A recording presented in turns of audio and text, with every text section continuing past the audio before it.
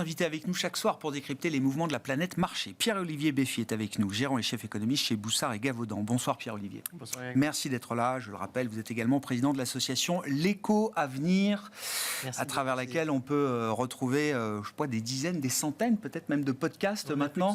Plus de 100 podcasts qui permettent de décrypter et de comprendre les grands concepts économiques et financiers. Julien Moutier à nos côtés également, directeur des gestions obligataires de Groupama Asset Management. Bonsoir Julien. Bonsoir. Ravi de vous accueillir. Ravi de retrouver également Jean-François Robin. Bonsoir Jean-François. Directeur de la recherche de Natixis. Jean-François, je voulais vous entendre rebondir peut-être sur les propos de Philippe Lane. Alors, beaucoup de banquiers centraux européens se sont exprimés ces derniers jours. Certains encore aujourd'hui à l'occasion de l'ouverture du Forum économique de Davos. Mais je retiens quand même l'interview de Philippe Lane au Corriere della Sera ce week-end. La presse italienne, chef économiste de la BCE, assouplir trop vite en zone euro pourrait s'avérer contre-productif. La BCE attend des données clés d'ici le mois de juin.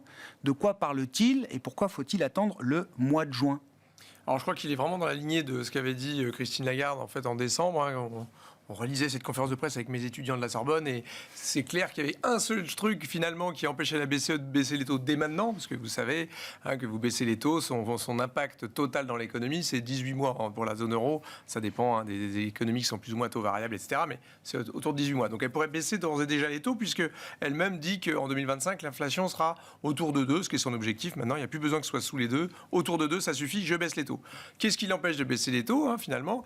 C'est une seule chose qu'a dit Christine Lagarde et que reprend Philippe Lane, en fait, en creux, c'est les données salariales. Aujourd'hui, les prix de l'énergie ont complètement rebaissé. Encore ce matin, vous avez vu, le TTF, le prix du gaz est à 29 €. On était à 340 €, donc divisé par plus de 10. Donc la crise énergétique semble presque derrière nous. Je regardais, 29 €, c'est le prix moyen du gaz depuis 2005. Donc, d'accord. En fait, on est dans la moyenne. On n'est pas 2 fois supérieur à ce qu'il était en 2019, certes, mais en fait, on est revenu à la jauge. Et donc les prix de l'électricité divisés par 10. Bref, tous les prix d'énergie ont baissé.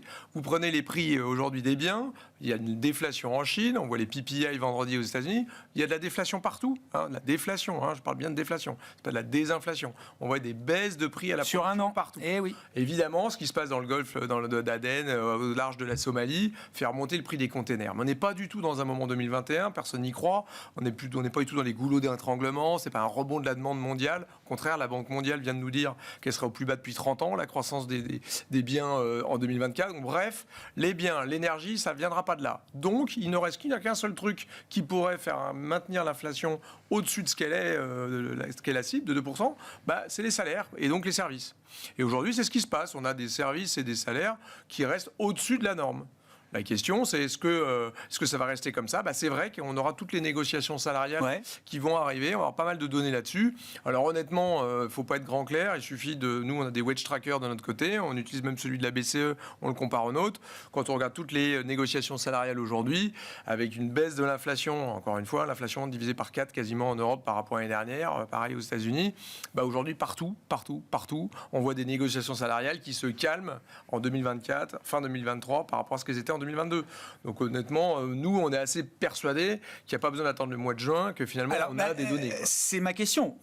S'ils sont focalisés sur les données dures qu'ils suivent et qu'ils emportent sur les wage trackers qu'ils peuvent suivre également en parallèle, s'il dit évidemment, chaque semaine, on suit aussi des données. Mais là, ils parlent de données clés, données dures, les séries de salaires négociés, coût unitaire du travail, etc. Est-ce qu'on peut imaginer que, oui, les données du premier trimestre dont parle Philippe Lane vont être des données positives qui iront dans le sens d'un assouplissement de la Banque Centrale Européenne ? Alors, il y a deux choses. Il y a un facteur un peu technique, quelqu'un très technique comme Philippe Lane doit avoir en tête, c'est que ce qu'il va falloir regarder, c'est la productivité. Oui. La productivité du travail. Parce que si vous avez 3% de salaire, mais 1% de productivité, vous avez 2%. C'est pas le chemin qu'on prend, voilà. Jean-François. Donc aujourd'hui, quid de la productivité ? Donc il y a tout le débat sur l'IA à moyen terme, est-ce que ça va faire augmenter la productivité ? Aujourd'hui, la productivité, elle évolue en fonction de 2 facteurs. Si je prends juste la France, elle est en fait, la création d'emplois est en train de diminuer. C'est ça qui a plombé la productivité, c'est qu'on crée énormément d'emplois. Et donc, les heures, la production ramenée aux heures travaillées, ça faisait baisser la productivité. Aujourd'hui, on voit bien que les créations d'emplois, non seulement ralentissent, mais on a un taux de chômage qui remonte. Et a priori, on va avoir une petite remontée de la productivité. Ça, c'est un petit truc un peu technique qu'il va falloir suivre. Et évidemment, les données de production, il faut un peu de temps pour les avoir, hein, pour les données du PIB. Voilà, on a le 4e trimestre, mais on n'a pas... En juin, effectivement, on aura un peu plus de vues. Mais on peut aussi dire en septembre qu'on aura plus de vues. Mais moi, je pense que ça, c'est un truc un peu technique qu'on aura résolu assez avant. La deuxième chose, quand même, que va regarder, ce qui explique, à mon avis, Philippe Lane, c'est qu'aujourd'hui, à laisser les marchés pricer, comme ils le font, des baisses de taux très massives qui se répercutent dans toute la courbe des taux, en fait, on provoque un assouplissement des conditions monétaires qui est un peu unwarranted, comme on dit à la BCE. C'est-à-dire que finalement, est-ce que vous n'avez pas à faire rebondir l'investissement ? Ça n'aide pas. Et l'année dernière, il faut bien se comprendre qu'en 2023, la consommation était plombée, mais l'investissement tirait la croissance. En 2024, c'est plutôt l'inverse. L'investissement est en train de s'écrouler, mais on pense qu'il y aura un rebond de la consommation, puisqu'avec la baisse des prix, on retrouve du pouvoir d'achat. Et donc, si jamais il y a des taux qui sont trop bas, peut-être que le deuxième moteur peut monter, et là, on aurait peut-être de la surchauffe. Honnêtement, long story short, en un mot commençant, comme dirait mon Coluche, en fait, on n'a pas du tout ça dans les comptes aujourd'hui. On ne voit pas un rebond de l'investissement, on ne voit pas des salaires qui remontent. On a plutôt une croissance qui frise la stagnation. Vous avez cité, votre journaliste citait les chiffres allemands. On est tout près de la récession. Moi, je pense qu'il n'y a pas beaucoup de raisons pour que la BCE in fine, en réalité, baisse les taux avant l'été. Mais c'est leur jeu de dire ne pricez pas trop maintenant. Mais en fait, quand on regarde les États-Unis et l'Europe, on est en train de pricer beaucoup plus que ce qu'ils voudraient qu'on ait pricé. Julien, comment vous regardez cette situation, effectivement, avec l'idée d'une BCE qui se montre encore très prudente vis-à-vis d'un potentiel assouplissement des taux directeurs, alors même, effectivement, Jean-François le rappelait, que l'Allemagne est à 0, moins 0,3 sur le dernier trimestre, la zone euro est à 0 depuis un an en termes de croissance, et qu'on voit quand même un momentum de désinflation assez rapide sur les derniers mois. Et face à ça, une Fed qui paraît, depuis déjà quelques semaines maintenant, mi-décembre, le dernier FOMC, qui paraît très ouverte sur l'idée de pouvoir ajuster le réglage de sa politique monétaire, alors que le 4e trimestre de croissance aux États-Unis sera peut-être encore au-dessus du potentiel. Oui, tout à fait. Alors, je dirais que notre analyse est que globalement, l'agenda de la Fed et celui de la Banque Centrale Européenne n'est peut-être pas tout à fait le même, notamment cette année. Il ne faut pas oublier qu'on a des élections américaines en fin d'année, et sans faire de complotisme, on peut imaginer qu'il y ait un intérêt assez clair de la part des politiques et éventuellement de la Banque Centrale, même si elle se dit indépendante, de faire atterrir une économie un peu plus doucement que ce que l'on pourrait avoir avec des conditions qui seraient un peu trop restrictives. Garantir un certain calme macroéconomique pour permettre à cette élection présidentielle américaine de se dérouler de la manière la plus fair possible. Disons qu'on sait très bien qu'en période électorale, si vous voulez, le gouvernement qui est au pouvoir a tout intérêt à ce qu'on arrive avec une situation, on va dire, économique et donc de marché, notamment aux États-Unis. On sait que ça a un impact sur la confiance des consommateurs qui est assez important. Il faut arriver, je dirais, en novembre prochain dans les meilleures conditions possibles. Donc les États-Unis aujourd'hui ont la capacité, en étant le premier pays producteur de pétrole, de potentiellement pouvoir influencer la fixation des prix sur le pétrole face à l'OPEP, et donc peut faire pression à la baisse sur ce prix du pétrole tant qu'on reste au-dessus de 50, ce qui est, je dirais, les niveaux, un niveau globalement de prix de revient un peu, des coûts de production en tout cas aux États-Unis sur le pétrole. Tant qu'on est au-dessus, voilà, il n'y a pas forcément besoin de forcer le talent sur le prix du pétrole, et ça permet également quelque part aussi de contenir les risques d'inflation issus des prix de l'énergie. Parce que je souscris tout à fait à ce que disait mon confrère, les prix de l'énergie aujourd'hui ont fortement reflué, le pétrole se stabilise, mais les effets de base qu'on va connaître là dans les prochains mois sont positifs. Donc d'abord, ce en quoi on s'écarte un peu chez Groupama Asset Management de ce qui vient d'être dit, c'est que les effets de base sur l'énergie, même si l'énergie aujourd'hui ne cesse de progresser, les effets de base sur les prochains mois devraient quand même être positifs. Ça va durer quelques mois. Ça va aider la désinflation, en tout cas affichée dans les indices d'inflation qu'on regarde. Alors non, au contraire, ils vont être positifs au sens où ça va plutôt générer une tension sur l'inflation. Les effets positifs favorables dans le sens qui allait aider à la... D'accord. De notre scénario. D'accord, pour votre scénario. En fait, ces derniers mois, ce qu'on a eu, et c'est ce qui expliquait d'ailleurs la majeure partie du recul de l'inflation dans les zones développées, c'est ce recul de l'énergie et de l'alimentaire. Alors l'alimentaire, on s'attend à ce qu'en 2024, ça contribue encore légèrement négativement à l'inflation, donc à la baisse de l'inflation. Par contre, l'énergie, ce sera plutôt positif sur l'inflation au sens à la hausse de l'inflation. La somme des parties, food plus l'énergie, on pense que ça sera plutôt légèrement à la hausse en termes de contribution sur l'inflation.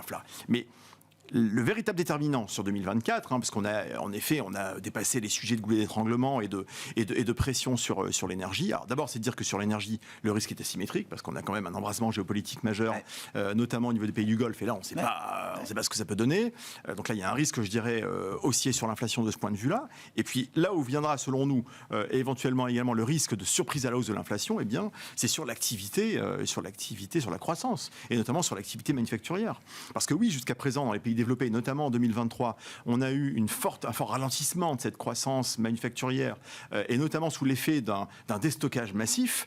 Mais ce déstockage aujourd'hui, il est fait. On a plutôt même du bottoming, donc un rebond, je dirais, de ce stockage. Donc une demande d'investissement qui, selon nous, se maintient du consommateur, qui reste forte parce que l'emploi reste extrêmement tendu, comme ça a été dit.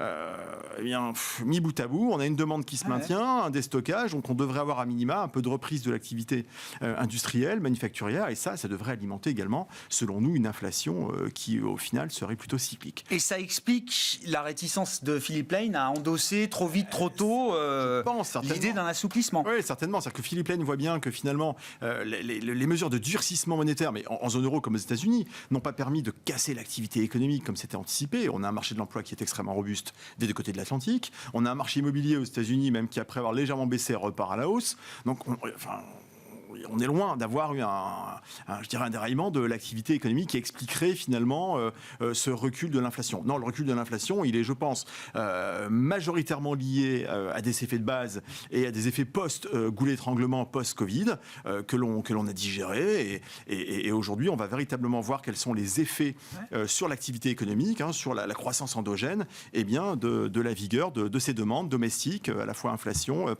investissement et la demande du consommateur face, encore une fois, à un déstockage qui a été assez massif. Ouais. Bon. Qui prend le risque de faire une erreur là, entre la Fed et la BCE? Enfin, la Fed, représentée par Jérôme Powell, notamment, qui nous dit on a conscience du risque de maintenir à des niveaux trop restrictifs les taux pendant trop longtemps, très différent du higher for longer qu'on avait encore il y a quelques mois, ou la BCE, représentée par un Philippe Lane, qui dit attention, je ne veux pas être celui qui assouplirait trop vite les conditions monétaires en zone euro, avec des risques inflationnistes qui sont peut-être encore présents, au moins à court terme. Disons, sur le différentiel BCE-Fed, je pense qu'il y a un paramètre qui est très important, c'est l'état des banques. On sait qu'il y a à peu près, à la fin de l'année dernière, à peu près $1 trillion de pertes non réalisées par les banques américaines dans tout le système bancaire. Ouais. Donc je pense qu'ils sont assez sensibles au fait que s'ils se baissent un peu les taux, ils vont un peu aussi éviter un peu de bruit et de volatilité éventuellement sur les banques. Donc je pense que ça, c'est un argument qui est assez fort à la Fed. Voilà. SVB est quand même encore dans les esprits de ce point de vue-là ou... En tout cas, non, mais ils n'ont pas peur qu'il y ait une contagion à court terme, mais ils veulent, je pense, renforcer à nouveau un peu le bilan des banques.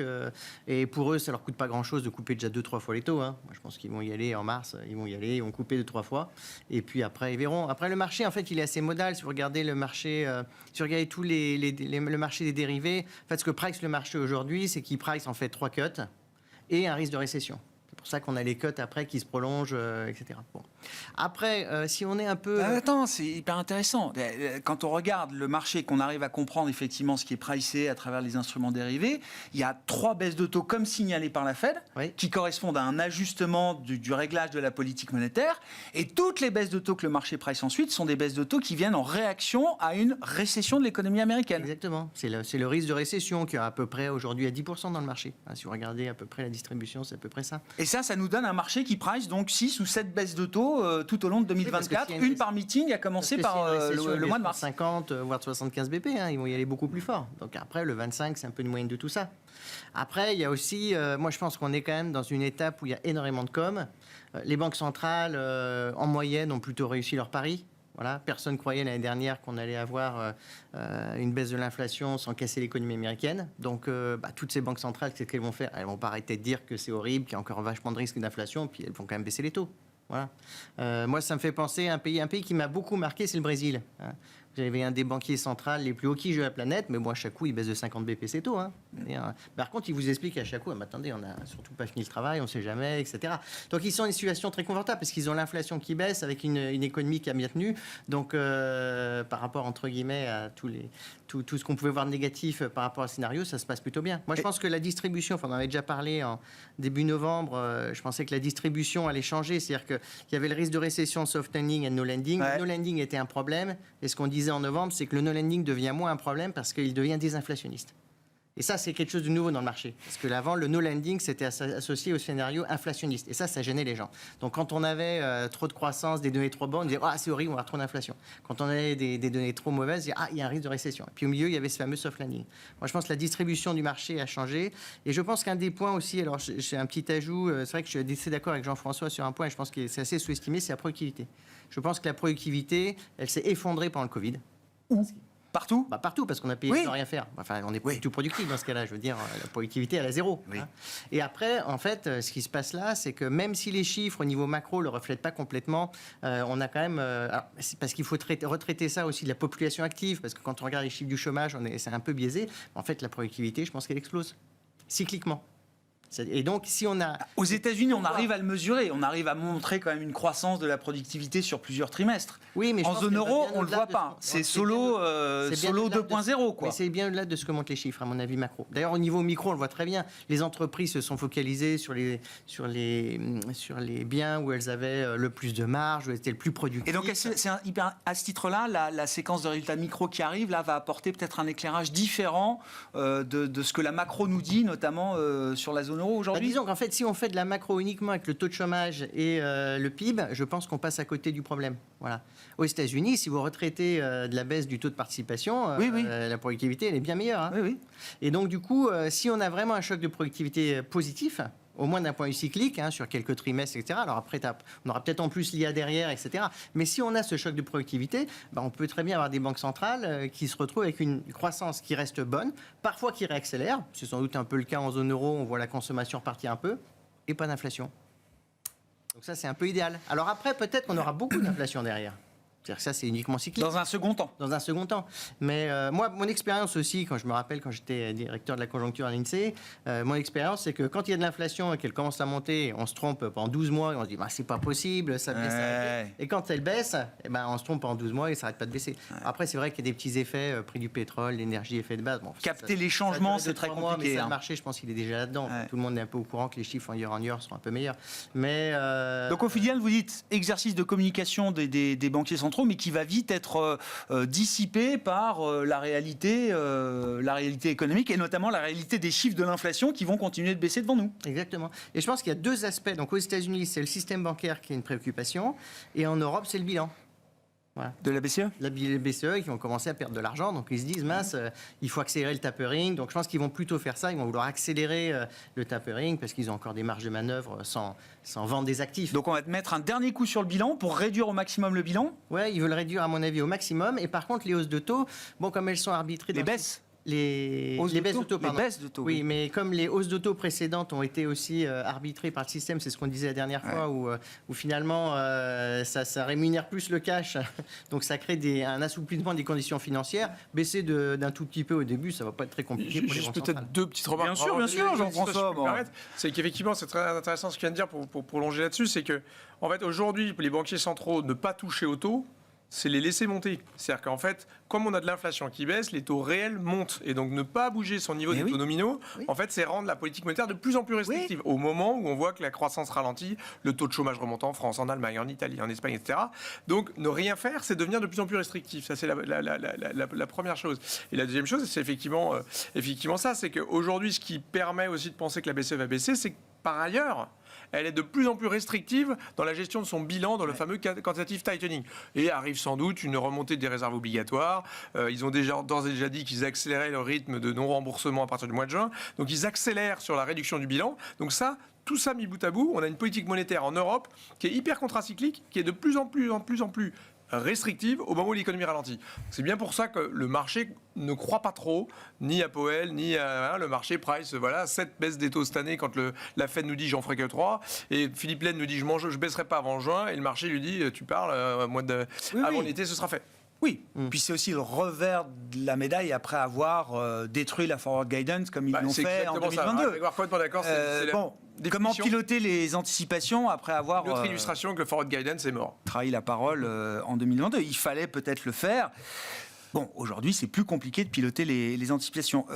Ma question étant quand même, alors geek, Banque Centrale autour de la table, mais ma question étant quand même, est-ce que c'est clair pour un marché obligataire, Julien, de se dire que la BCE va accélérer la réduction de son bilan, donc plutôt restrictif, tout en commençant à jeter l'idée que oui, il y aura un moment des baisses de taux. Christine Lagarde le dit qu'en 24, il y aura sans doute des baisses de taux. Philippe Lane ne dit pas l'inverse, etc. Enfin, je veux dire, on est encore toujours sur l'idée qu'on va accélérer et freiner en même temps. Et qu'on va souffler le chaud et le froid. Alors oui, mais en fait, ce qu'il faut regarder, je pense, c'est en effet, on parlait des conditions financières. C'est globalement où en est-on de l'assouplissement ou non des conditions financières. Nous, ce qu'on constate depuis mi-octobre, c'est qu'avec la baisse des rendements et le resserrement des spreads, globalement, ces conditions financières, elles se sont améliorées. Donc, je dirais que globalement, ça va dans la volonté des banques centrales d'accompagner, en effet, des niveaux d'inflation attendus qui sont plus faibles. Donc, selon la règle de Taylor, quand on a des niveaux d'inflation plus faibles par rapport à l'inflation long terme et qu'on a une croissance finalement qui n'est pas non plus démesurée par rapport à la croissance potentielle, on arrive normalement à un taux neutre qui devrait être plus bas que les taux qu'on a aujourd'hui sur les banques centrales.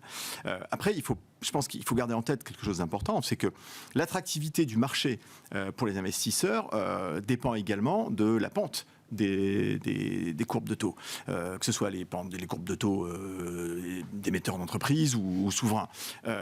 Lorsque cette courbe est inversée, on en parlait tout à l'heure, avant l'émission, eh bien, lorsqu'on a aujourd'hui un taux sans risque qui tourne autour de 4% sur les fonds monétaires, il peut paraître difficile de convaincre les investisseurs d'aller investir sur des durations de 4 ou de 5 avec des rendements qui sont parfois inférieurs s'agissant de la qualité crédit investment grade. Oui, sauf que ça, déjà, il faut avoir en tête que le 4%, c'est aujourd'hui, c'est de façon instantanée.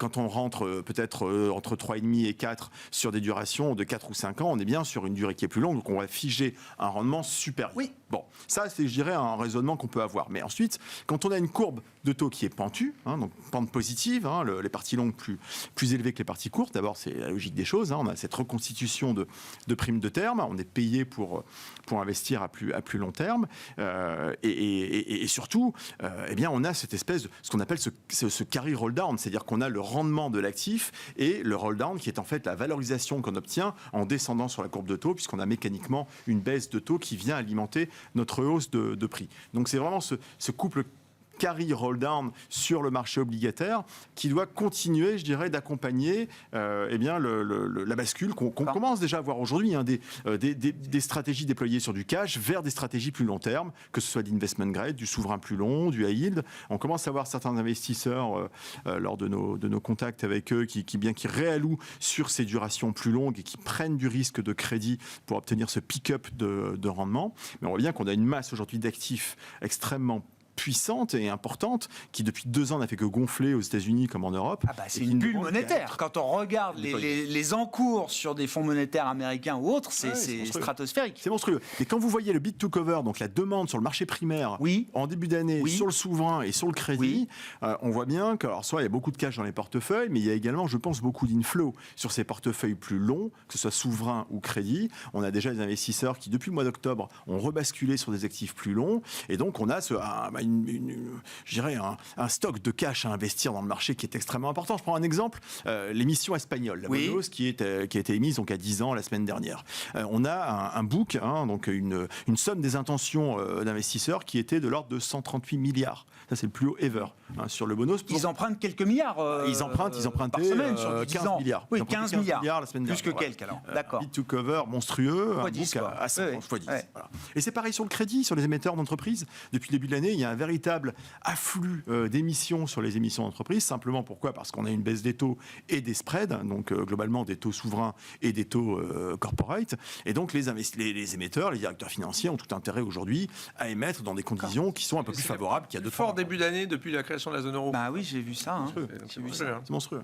Alors on me dit, petite parenthèse, mais des spécialistes me disent oui, mais c'est beaucoup des emprunts syndiqués, c'est des pools d'investisseurs, c'est des syndications, et donc évidemment les montants de demande affichés sont spectaculaires, mais tout est organisé en amont, et de ce point de vue-là, c'est peut-être pas le reflet le plus pur de la demande réelle du marché pour l'épargne mobilisée reste pour ses rendements. Ah non, mais oui. Et puis dans l'absolu, je suis d'accord avec vous, mais en relatif par rapport aux précédentes intentions, et on voit bien le sursaut. Donc oui, c'est vrai que dans les syndications, voilà, on n'a pas tout le temps un intérêt ferme et final sur ces boucles-là, mais ça dit quelque chose quand même. Ça dit quelque chose. Ça donne.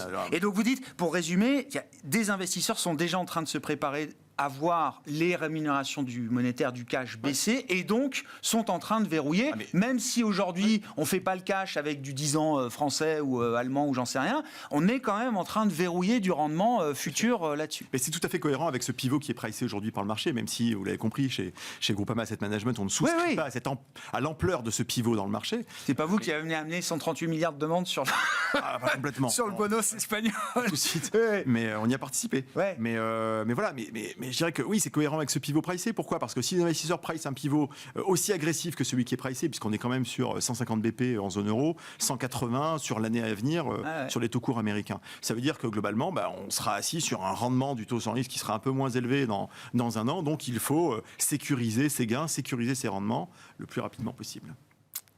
Vos commentaires, Pierre-Olivier. Je voulais vous faire réagir aussi à une des réponses de Christine Lagarde dans son interview en fin de semaine dernière à la télévision française.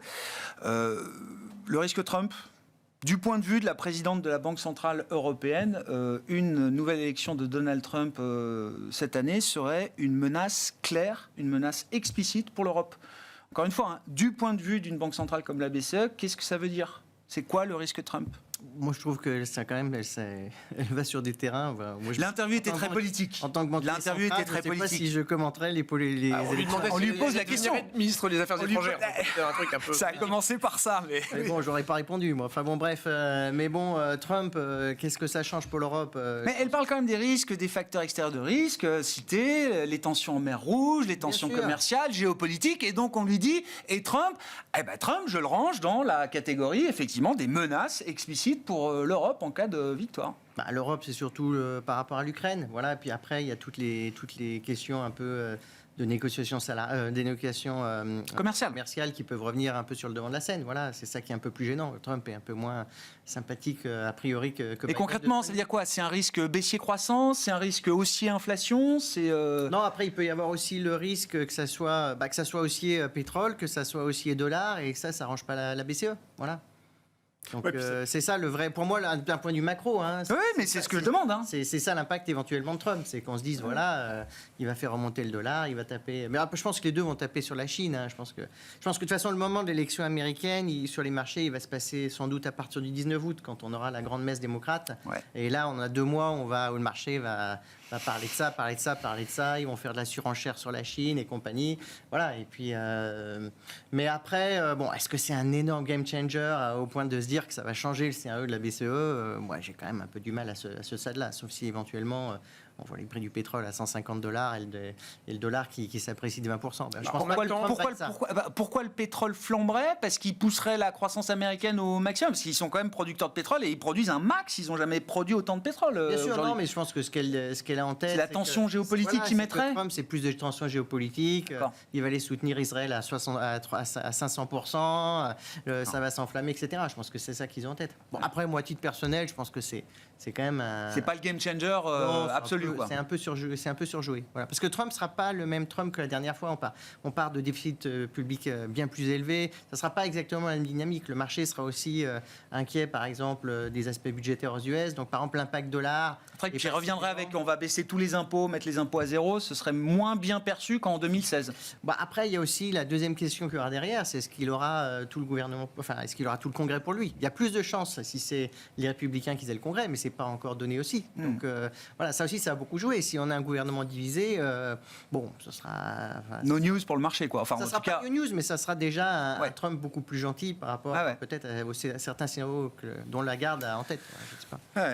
Moi, je pense qu'il y a 2 promesses, une réalité chez Trump. La 2 promesses, la première, c'est s'il est élu, il dit qu'il met des taxes à l'importation de 10% sur l'ensemble des importations. Donc ça, évidemment, c'est négatif croissance, positif inflation. Le calcul, c'est 10%. Ça, s'il met l'équivalent d'une taxe comme ça sur l'ensemble des importations, l'inflation, un calcul de coin de table, c'est un point d'inflation en plus aux US. C'est 0,3 d'inflation en plus en Europe, etc. Ça va se diffuser. Donc c'est inflationniste quand même ce truc-là. La deuxième promesse de Trump, c'est dès le premier jour de sortir de la COP 21 et d'interdire les voitures électriques, mais surtout, il dit qu'il ouvrirait les terres fédérales à l'exploitation de pétrole. Grégoire, vous l'avez très bien dit. Ils sont déjà au top de ce qu'ils peuvent produire les États-Unis, mais quand même, c'est pour ça que c'est pas si évident que ça fasse monter le pétrole, puisque quelque part, ce qu'annonce Trump, c'est plutôt distribution de permis pour tout le monde, quoi. Et donc, ce qui se passe, c'est-à-dire que les États-Unis compensent les baisses de production de l'OPEP et de la Russie, et donc finalement, Trump élu, c'est peut-être un prix du pétrole qui baisse parce qu'il y a plus d'offres. Moi, je suis pas persuadé que ça ferait monter le pétrole. En revanche, il y aura peut-être des effets dollars, risques géopolitiques, etc. À partir du moment où il a dit aussi, en un jour, je résous la crise ukrainienne, c'est-à-dire, grosso modo, j'arrête la livraison d'armes et Poutine, bienvenue en Ukraine. Poutine, quelqu'un de formidable, comme il a dit Trump à plusieurs reprises. La réalité que va faire Trump, c'est sans doute pas ça. Il n'arrivera pas forcément à faire ça. C'est pas du tout évident qu'il n'y ait pas autre chose qu'un split Congress de nouveau. On peut même d'ailleurs le souhaiter sans doute. Il ne se passerait pas grand-chose. En revanche, il y a bien un truc sur lequel ils vont tous se mettre d'accord, c'est de prolonger les baisses de taux d'impôt sur les sociétés, de taux d'impôt en général. Et ça, clairement, Trump va le faire. Et ça, je pense que ça a beaucoup moins d'impact, ni sur la croissance finalement, ni sur l'inflation. En revanche, ce sera plutôt favorable à l'action US. Petite parenthèse là, que disent les équipes de Natixis en Asie sur alors les résultats Taïwan présidentiel plus parlementaire, la manière dont les marchés ont réagi, la manière dont Pékin a pu réagir? Nous, on avait mis une probabilité de 5% sur l'invasion de Taïwan par la Chine. Et quand même. C'est les résultats. Donc, c'est une toute petite probabilité par rapport à ce qu'on pouvait entendre ici ou là. Aujourd'hui, après ce résultat, finalement, entre l'élection, finalement, qui était assez attendue, il est en tête dans les sondages depuis un moment, ce qui est assez nouveau, c'est quand même ce qui se confirme, en tout cas, c'est un congrès assez divisé. Donc moi, je pense qu'il y aura une espèce de statu quo. En revanche, on voit bien que chaque mois qui passe, chaque année qui passe, mais surtout chaque mois qui passe, l'administration chinoise est de plus en plus sur une ligne dure. Elle assume d'être un peu sur une ligne dure, beaucoup plus qu'il y a 2 ans. Et donc, comme déjà, on a vu d'un record d'intrusion dans l'espace aérien taïwanais, dans les eaux taïwanaises, il suffit d'en parler aux Philippins, de ce qui se passe chez eux. Bon, il y a quand même une agressivité de la Chine dans sa politique étrangère qui est beaucoup plus assumée. Et donc je ne vois pas comment ça pourrait faire exception. Alors en plus qu'on a une croissance qui est en train de ralentir en Chine, on va passer de 5 à 4, etc. Un Xi Jinping qui se durcit un petit peu.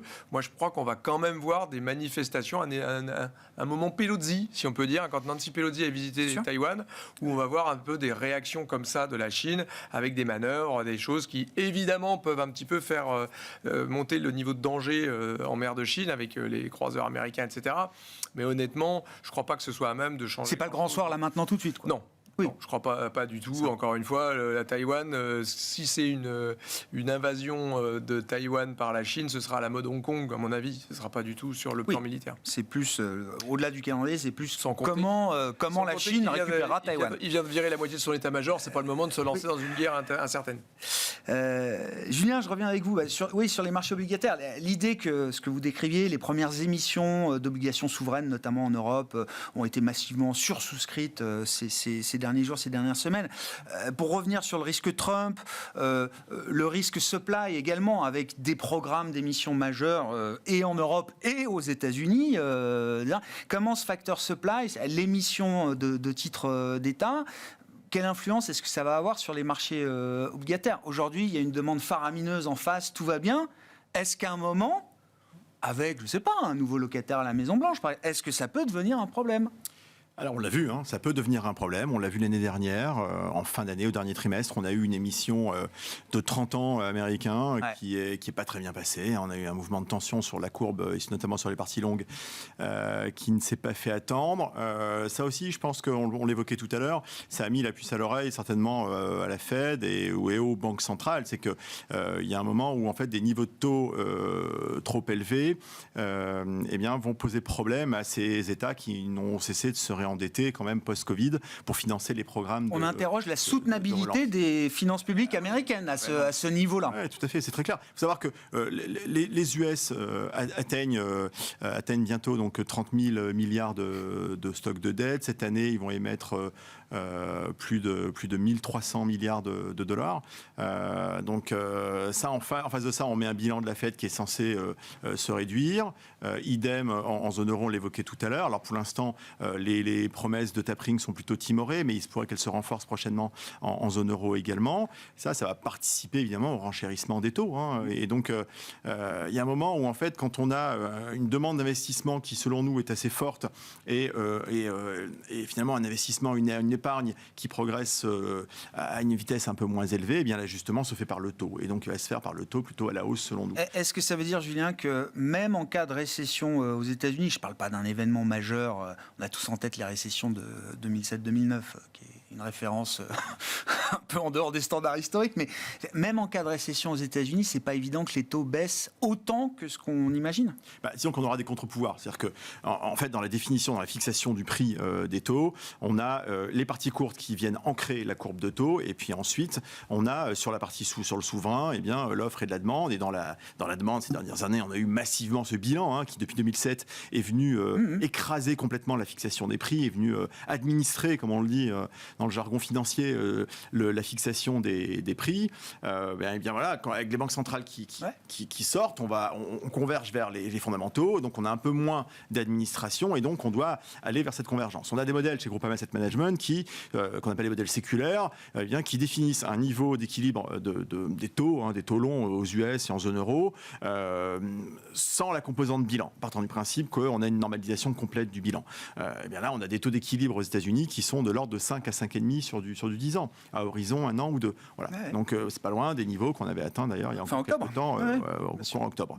Voilà. Donc ça pour dire que oui, en effet, on peut avoir ces phénomènes de tension. Après, en cas de récession majeure aux États-Unis, évidemment, la Banque centrale, ça a été dit tout à l'heure, procédera à des baisses de taux qui seront agressives et ça viendra soulager. Mais in fine, c'est peut-être ce à quoi les banques centrales seront confrontées. C'est que on mène une mesure restrictive aujourd'hui pour lutter contre les pressions inflationnistes, alors qu'en même temps, en face, on a des mesures de relance. Vous voyez, alors que, souvenez-vous, Mario Draghi, pendant des années, a appelé de ses voeux des mesures de relance fiscale qui ne venaient pas, lui déployant toutes les liquidités possibles au niveau de la sphère financière pour relancer cette activité et les perspectives inflationnistes. Voilà, et là aujourd'hui on a l'inverse. Donc il serait temps que les politiques fiscales et monétaires s'entendent pour qu'on ait un policy mix plus cohérent et vertueux. J'aime bien l'idée du policy mix vertueux.